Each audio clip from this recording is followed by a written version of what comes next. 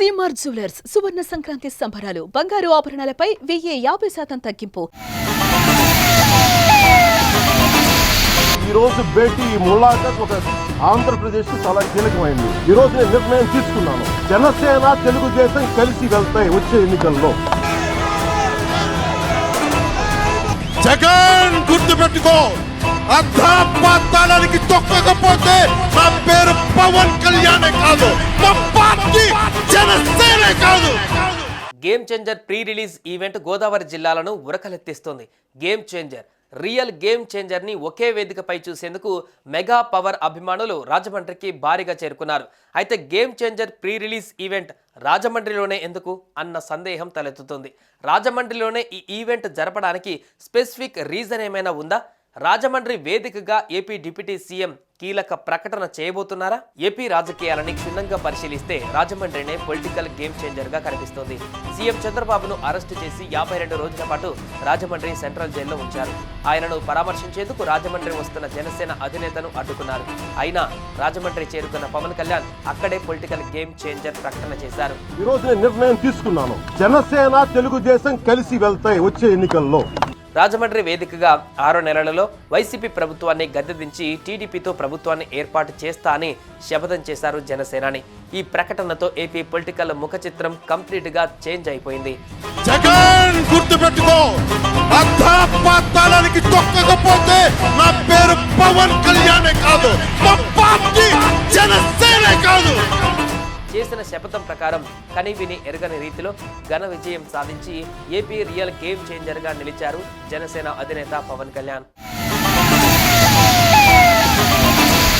ఈ రోజు భేటీ ములాఖత్ ఒక ఆంధ్రప్రదేశ్ చాలా కీలకమైంది. ఈ రోజు నేను నిర్ణయం తీసుకున్నాను. జనసేన తెలుగుదేశం కలిసి వెళ్తాయి వచ్చే ఎన్నికల్లో. జగన్ గుర్తుపెట్టుకో, అర్థాపాతాళానికి తొక్కకపోతే నా పేరు పవన్ కళ్యాణే కాదు, మా పార్టీ జనసేనే కాదు. మెగా అభిమానుల అభిష్టం మేరకు రాజమండ్రిలో AP deputy CM Pavan Kalyan chief guest గా game changer pre release event జరుగుతుంది. ఈ వేడుకలో ఏపీ డిప్యూటీ సీఎం హోదాలో పవన్ కళ్యాణ్ తెలుగు సినిమా ఇండస్ట్రీ గురించి పలు కీలక నిర్ణయాలు చేయబోతున్నట్టుగా చెబుతున్నారు. రీసెంట్ గా దిల్ రాజు పవన్ కళ్యాణ్ ను కలిసి కీలక విషయాలు చర్చించారు.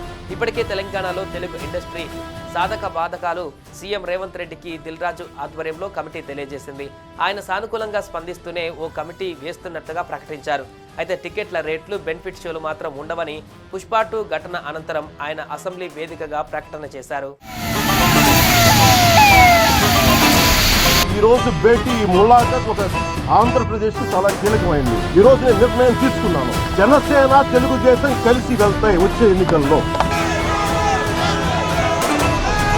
జగన్ గుర్తుపెట్టుకో, అర్థాపాతాళానికి తొక్కకపోతే నా పేరు పవన్ కళ్యాణే కాదు, మా పార్టీ జనసేనే కాదు.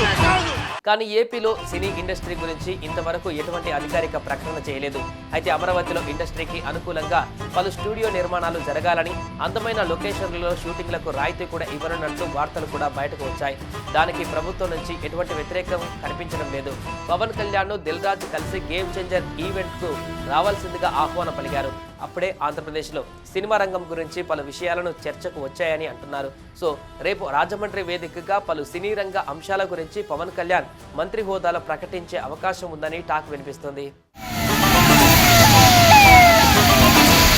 ఈ రోజు భేటీ ములాఖత్ ఒక ఆంధ్రప్రదేశ్ చాలా కీలకమైంది. ఈ రోజు నేను నిర్ణయం తీసుకున్నాను. జనసేన తెలుగుదేశం కలిసి వెళ్తాయి వచ్చే ఎన్నికల్లో. జగన్ గుర్తుపెట్టుకో, అర్థాపాతాళానికి తొక్కకపోతే నా పేరు పవన్ కళ్యాణే కాదు, మా పార్టీ జనసేనే కాదు. సుమన్ టీవీలో మీ పర్సనల్ అండ్ బిజినెస్ ప్రమోషన్స్ కోసం కింది నెంబర్కి కాంటాక్ట్ చేయండి.